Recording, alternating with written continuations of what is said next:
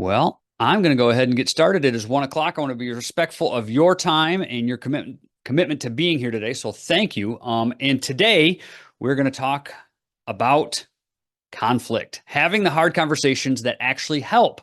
And I think this is a perfect segue for today.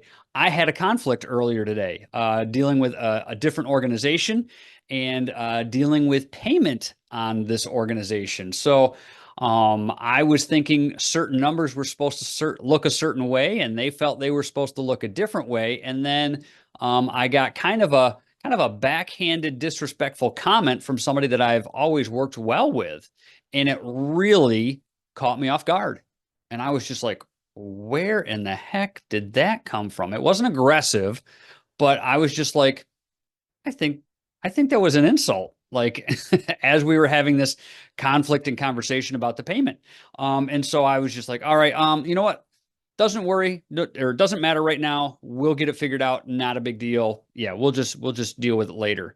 And then I went on my way and realized I was upset. I was very upset.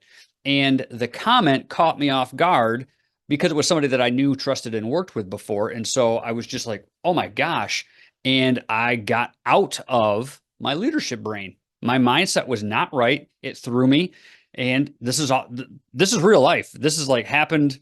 Well, what time is it? 1 o'clock now. This happened like 3 hours ago. So I was in the middle of this and yeah, caught me off guard. So as I was driving home, I get home and I'm like, man, I'm really ticked about this. I'm really upset about this. I don't like the comment that the person made. And I also don't understand the math that they're using. So I have my math that looks a certain way. I'm looking at their math. It looks different. And I'm not understanding how they got to their numbers. So I was like, all right, I need to re-engage. Need to re-engage in this, go back, call the person up again. And this person obviously was a little bit annoyed that I was re-engaging on the same topic. And I said, if I'm wrong, I'm okay with being wrong. I just need to understand the math on how you got to your numbers. And that was a good statement for me to make because that kind of disarmed the situation a little bit. The other person didn't feel as threatened. And then they were like, okay, we just have a misunderstanding. So we just need to work through this. So 20 minutes later, our math numbers are still not adding up. We still don't have an agreement. So there's another person that needs to get involved so that we can bring this to resolution. But I reiterated probably 3 or 4 times throughout the call. I may be wrong. I am fully aware that I might not be mathing right. That was not my strong suit in school. So math was not my best subject. Maybe it's me, but your numbers don't make sense. My numbers I've got laid out. I gave them to them. Do my numbers make sense? Yes, the way you figured it makes sense. So, all right. All that to say is we ended the conversation well. There was no more disrespectful comments. There was nothing being said to one another. And we both agreed that we would just leave this issue until the other person gets involved and figures out what needs to get figured out. Fine. That was me re-engaging. That was me having a hard conversation that actually helped because now this person understands maybe they're wrong and they've been doing the accounting wrong. So maybe there is an issue that needs to be corrected and they couldn't explain their math to me either. So, yeah. But I also reiterated many times, I could be wrong and I'm willing to be wrong. And if I am wrong, I will own that 100%. So there was a lot of things that when I re-engaged, I did right. I was in my leadership brain. I had the right mindset moving forward. I wasn't off my guard anymore. I was where I needed to be. That was the key.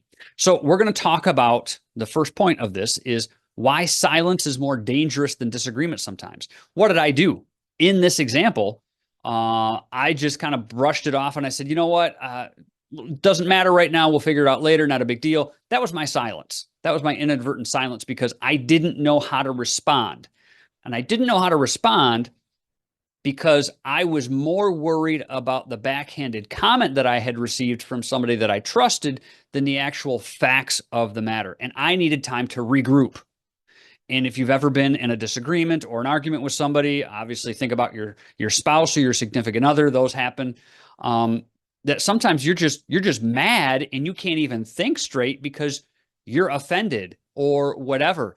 And we're going to talk about that in a little bit too. I was blinded by my offense and couldn't see facts or see to think straight about the actual facts of the matter.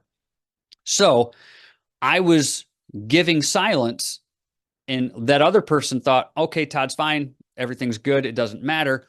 When in actuality, I was upset and I did not understand the math that they were doing to talk about, to figure out the payments. So I was avoiding the problem. And what did that mean for me? I was getting frustrated, and that was getting me nowhere. That was making me think, angry thoughts about the other person. Like, why did they say that to me? Like, why? Like, we've worked together for how many years? And like, why would you just give me a backhanded comment? Like I've never treated you like that. And again, I was getting off, how your negative thoughts can kind of take you in a different direction where they don't need to take you. That's where I was going. And then I recognized it. I was like, boom, oh, I know what I'm doing. So reeled myself back in. And I re-engaged. Took me about 15, 20 minutes, thought about it. I was like, okay, this is what I need to focus on. This is what I need to figure out. And this is how I need to re-engage. Because when I'm avoiding a problem, I'm sending a message that is either unclear or not correct. So I was silent because, oh, don't worry about it. We'll figure it out later. So that the other person thought, okay, Todd's good. And then when I was avoiding the problem, that wasn't going well either, because nothing was getting accomplished. Now I re-engaged, brought facts, evidenced, brought out my, I guess, what would you call it? My ledger to show the math that I was doing to figure out the problem. And the person admitted my math did make sense. And then they couldn't fully explain their math, how that was working. So I think, and again, I didn't say, look, this is where you're wrong. I was presenting facts and evidence in a way that they had to come to their own conclusion. But I presented them in a way that their conclusion really could only mirror my conclusion because they couldn't explain their side. So I was like, okay, here, this is what I have. This is what you have. This is the difference that I see. These are where my numbers come from. How do your numbers work out? Okay, well, that doesn't work. Do you see how that doesn't work? Oh, yep, I do see how that doesn't work. Well, that's what they told me to do. Okay, well, then we will get them, the other person, involved so that they can explain why they told you to do it that way. Because do you see where that doesn't make sense to me? And they conceded that. Yes, Todd, I understand your point. That does make sense. I see why you called me back. Excellent. Great. So I had to have a framework for healthy confrontation. And that's when I was driving home, I was thinking about this and I got back into my right mindset. I needed to use facts, not emotions, and ground the conversation in those facts. And that's what I did. Now, I'm not saying that I won the argument, because it's not about winning or losing. It is about getting to the truth of the matter, and using facts and evidence to do that. A funny example of this exact same thing was my eldest daughter. We get these energy bars from Aldi's, these protein bars from Aldi's. Any Aldi shoppers out there, you can put that in the chat. Go Aldi's.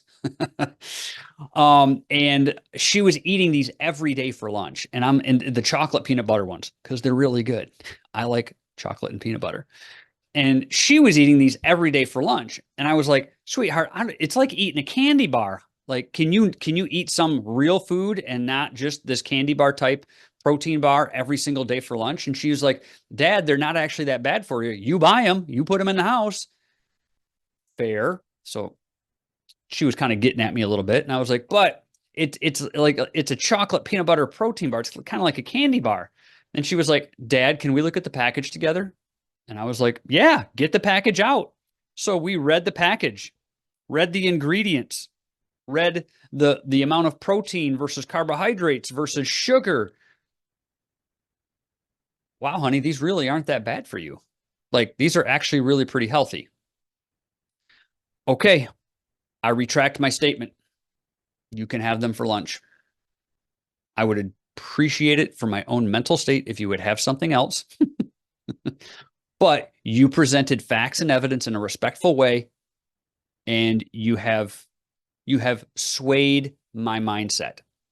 Absolutely. You did a good job. What my daughter was doing was she was focusing on facts, not emotions, and grounding the conversation in objective truth. Fair. Well played, sweetheart. Well played. Another thing that we need to do when we're having hard conversations that actually help is focus on behaviors and impact, not personal attacks. It is so easy to feel offended, and I think that is one of the biggest problems in our world today is people are very easily offended. As leaders, if you are easily offended, you are going to have a long, hard career. People are always going to throw shade your way because you're the leader. It just comes with the territory. So as a leader, you need to be able to shed some of these personal attacks. One masterful display I saw of this was somebody who was coming against a leader and kind of bringing some accusations for the owner of this company. I was sitting in on a meeting, and this person kind of brought, I wouldn't say a slanderous accusation, but definitely an aggressive backhanded comment towards the owner of this organization. And I'm just sitting there listening, and I'm thinking, wow, man, that person's got a lot of guts to say that to the owner of this organization.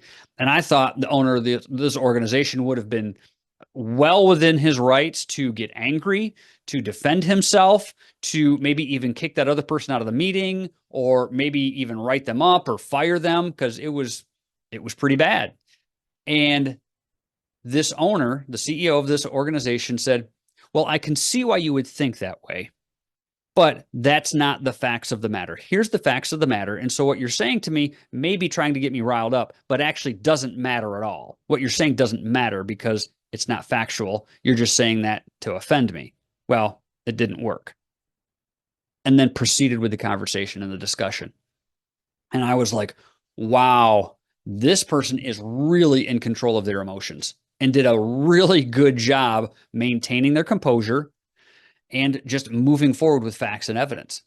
Now, I asked this person afterwards, like, what was going through your head? Didn't you get mad? Yup, I did, but I controlled that so that I could move forward. And here's the other part of that. This owner knew that that was a possibility in the meeting, so switched his mindset before the meeting even started. And I was like, okay. So if you walk into a family dinner and you get a backhanded comment from somebody, that's going to catch you off guard and offend you because you're not ready for it. But if you go into that dinner thinking, wow, Todd and I had an argument last week, Todd's probably going to say something snide to me today, and you're prepared for that, even if it never comes. If you're prepared for that, then when I say it, you're kind of like, yeah, I expected that. That is a place for leaders that we need to be. Now, does that make us cynical? Sometimes, yes. And I see that kind of hardening owners, managers, leaders, because they're always prepared for dealing with something negative or for dealing with bad attitudes. And so they can become cynical. They can become hardened or calloused. And we have to do a really good work with ourselves to maintain our own humanity. We can't just be calloused all the time. I think a really good place to see this, or a really good example, would be our law enforcement officers throughout the country. They deal with really negative things on a daily basis. And then they have to deal with things that are really not that big of a deal in the grand scheme of things, but to somebody they might be. And they have to be able to ride this emotional roller coaster. So a really good example, and whatever your feelings on law enforcement in the United States are, here's a really good example that I heard, and I thought, man, this is really valuable information. There was this one police officer who I heard giving an interview, and he had to chase a suspect who had just committed an armed robbery at a convenience store.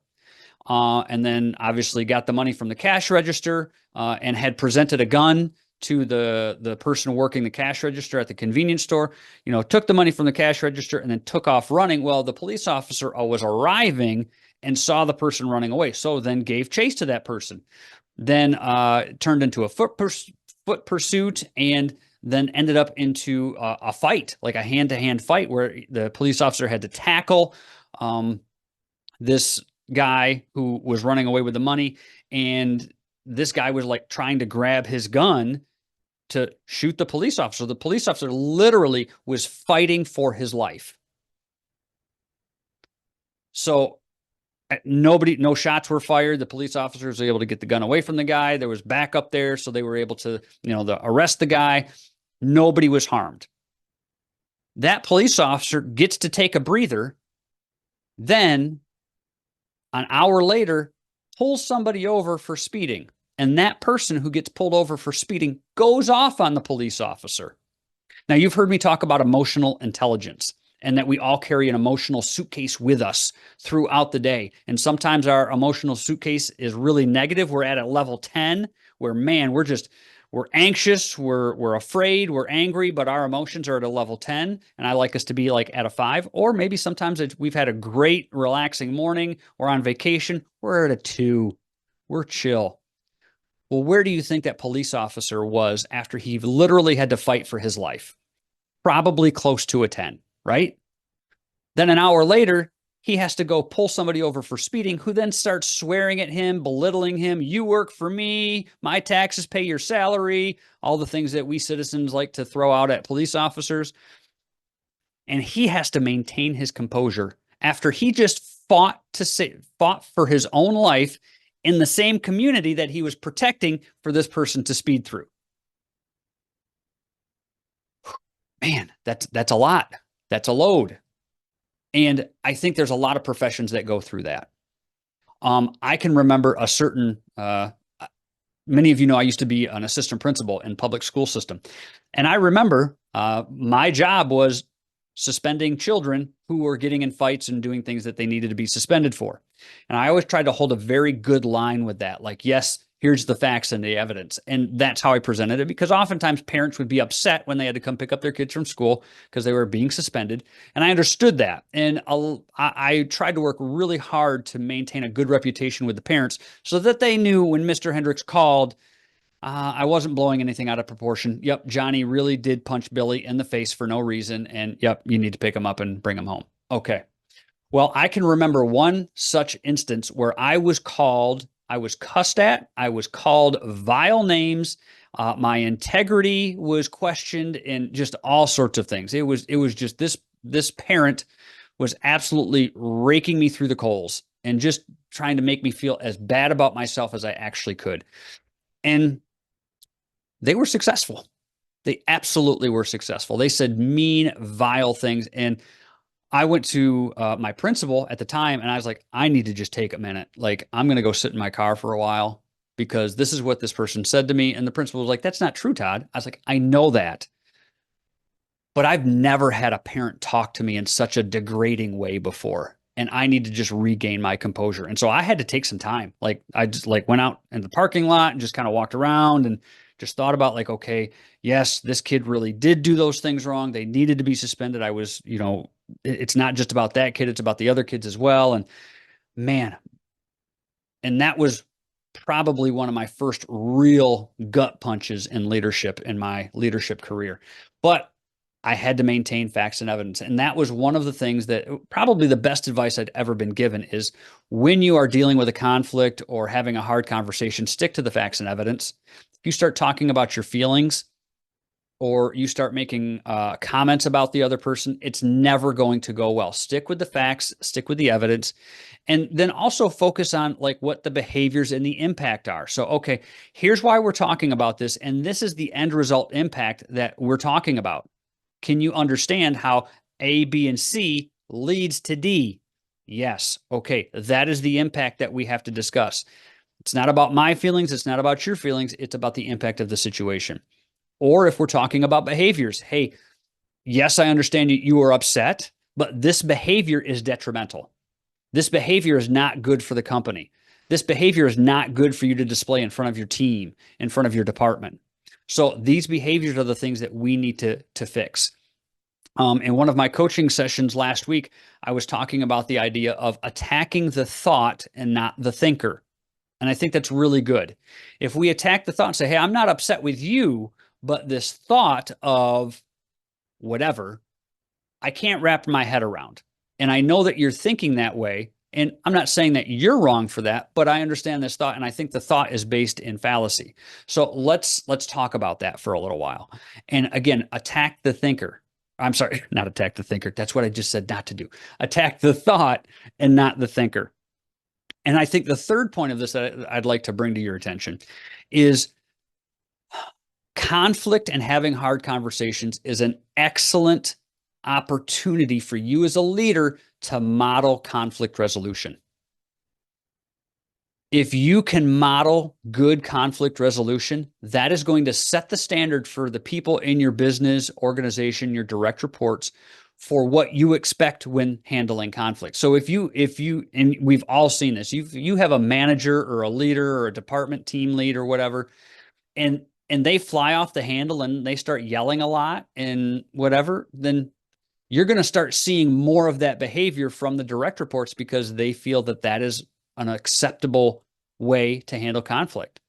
If you have a manager or a team lead who is always calm, cool, and collected, even in emotionally charged situations, that also sets the tone and standard for how to handle conflict within your team.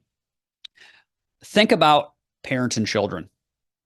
If you have parents who solve their conflict by yelling, screaming, calling names to each other, what is that child going to learn about solving conflict? How is that child going to solve conflict with their spouse in another 20, 25 years when they're married and have a spouse? Are they going to be calm, cool, and collected? Or are they going to yell, scream, get mad, throw names? The likelihood is that they are going to just do the same things that their parents did because that's what they learned. Now, are there exceptions to those rules? Absolutely. But in a general case study, most of the time the parents do, or I'm sorry, most of the time the children do what the parents do. Same thing with your organization, your business, your company. What you are doing is being watched by your direct reports. Same thing with parents. I always say, there's a little boy who's 2 years old and he's using swear words. Well, he didn't learn that from TV necessarily. He probably heard his parents talking like that, right? That's what we all think. Again, same thing with you as a leader. Your people are watching you just like kids watch their parents. They're learning the standards that you are setting based on how you interact with people around you and how you solve conflict and how you resolve conflict. So the last thought that I would like to leave with you, and this is something that I sometimes use as a disarming tool, but can also just resolve conflict, is encourage disagreement as a form of innovation. So I've done this before where I've said, I don't necessarily agree with I don't necessarily agree with what you're saying, but I like how you're attacking the problem from an angle that I didn't think of. Did I say anything about the person? No. Did I say that I disagreed with them? Yes. Did I say it in a way that maybe made them feel bad about themselves? No, I don't think so. Because what I did was I affirmed that they were thinking about something differently from me and that I valued that. And that can be powerful. That can be incredibly disarming when you're having a conflict with somebody. So if somebody comes to you and they're like, man, you know what? I disagree. Okay, that's great. Because maybe I'm not right. Maybe you have a better idea than me. Right now, I'm in a disagreement with you, but you're looking at this problem from a different angle that I am, and I appreciate that. So let's look at it from your angle and see what we get. Whoa. I am no longer defensive because you've affirmed how I'm thinking about something, and you also have affirmed the value in the way that I think about things. Can you do that, though? That's the hard part. And this is where the rubber meets the road. When you are in the situation, and I'm going to fully recognize that right now. We're on a webinar. We're all happy. We're paying attention and we're listening to me talk about these things. Yeah, it's easy to say these things, but can you do it in the heat of the moment? And I remember the first time that I did this where I actually thought, I saw it coming. So I mentally prepared myself. I changed my mindset. I saw the setup for the offensive comment that was coming. I kind of smirked to myself in my head and I said, I bet there's something coming after this sentence. And sure enough, there was. There was a comment that was kind of a low blow, cheap shot at me. And I was like, huh, I'm not mad because I was prepared for that. So then I asked a really good follow-up question that person could not answer. And I was really trying to get the answer. But because I was mentally prepared, I was in my leadership mindset, I was ready. And it didn't catch me off guard. I accidentally caught the other person off guard with my calm response and my thoughtful question. They were taking a cheap shot at me so that I would take a cheap shot back so that we would engage in an emotional conversation. And I was not doing it. I was not doing it, and it went really well for me. That other person then kind of looked foolish to the group that we were in because it was very obvious that they had taken a cheap shot at me and was just saying something to get an emotional response. And then when I responded in a calm, cool, collected way and a thoughtful response and questioned and gave them a thoughtful question that they could not answer, kind of the whole room was like, oh, we saw what happened there. Yeah. Huh. Okay. I felt really good about myself, not in a braggadocious sort of way, but yes. Yeah. I see a comment coming in the chat. Taking it a step forward, how do you handle a person who refuses to listen? Will agree to disagree? That's one way. Sure. You can say, we'll just have to agree to disagree. I've seen that a lot recently, especially if you talk about politics in the United States right now. Man, that can be a heated debate. There's so many very strong opinions on that. What I will also ask to your question in the chat here, thank you for that, is I will also ask, well, can you give me some specifics about what you're talking about? Can you give me some facts or some evidence to support your opinion? And if they cannot, then I know they're talking from an emotional state. And then sometimes you've heard me say this before, if you've listened to these webinars for a while, I call the baby ugly. And what I mean by that is I say, well, it sounds like you're really upset about something. What are you really upset about? Because you're not presenting me with facts. So what are you really upset about? And then just wait for their response. And sometimes I will just question, okay, so you're not mad about what's actually happening. You're mad that I made the decision without asking you first. Okay. You know what? I'll give you that. This does directly affect you. And I didn't ask for your opinion first. So I apologize for that. What is your opinion on it? Well, I actually agree with you, Todd. Oh, okay. So you're okay with this decision? Yes, I'm just mad that you didn't ask me. Okay, understood. Can we move forward now? Yeah, we can move forward. I've had that happen before. You're mad because you're mad. You're not mad about what I decided. You're mad that I decided it without consulting you, but you really agreed with me in the first place. So, yeah, sometimes, and you think about when people get mad, it's usually, well, I guess if we really think about our emotions, we're always emotional when we're mad. And so if somebody's mad, they're emotional. Look at me doing psychology on the fly, I guess. But yes, I have also come to a place where, no, I disagree. And here's my facts and evidence about why I disagree that way. Okay, fine. I disagree with you based on my facts and evidence. Okay, fine. Looks like we're not going to come to agreement on that, but we're still going to work together, or we still have to be in this place together, or we're still related because sometimes this is family and you have differences of opinion with family. All right. Can we go get some hamburgers then? You want to go get a cup of coffee and talk about something else? Sure. As long as you leave it respectful, I've been able to have some really difficult conversations just within my own friend group where, hey, I disagree with this thing that you feel strongly about, but I still want to be your friend.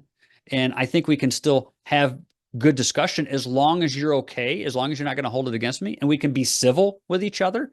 I've even had a discussion with somebody at my church that I disagreed with them on something theologically that we should be aligned on. We go to the same church, but theologically we disagreed on that. And we went back and forth with facts and evidence, and we were not able to come to agreement on what we were talking about.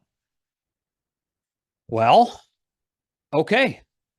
Do you want to go get a coffee?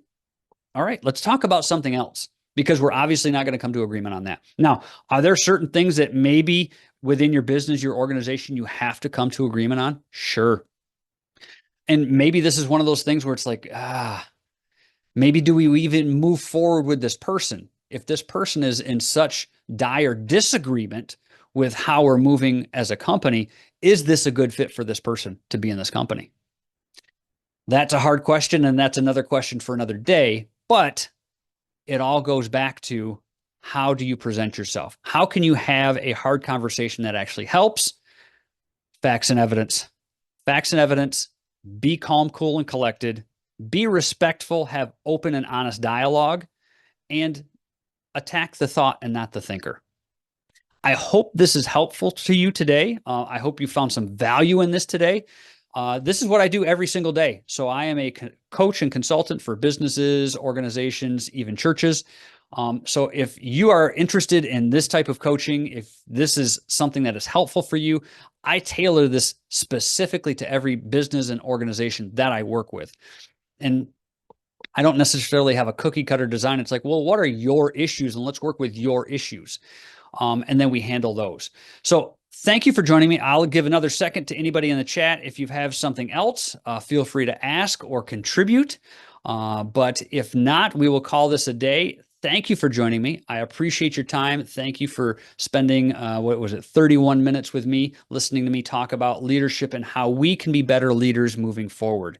I hope to see you and anybody else next Thursday. We do this every Thursday at 1 p.m. Eastern. Thank you for your time. New topic will come out on Monday. We'll see you next week. Have a great week, everybody.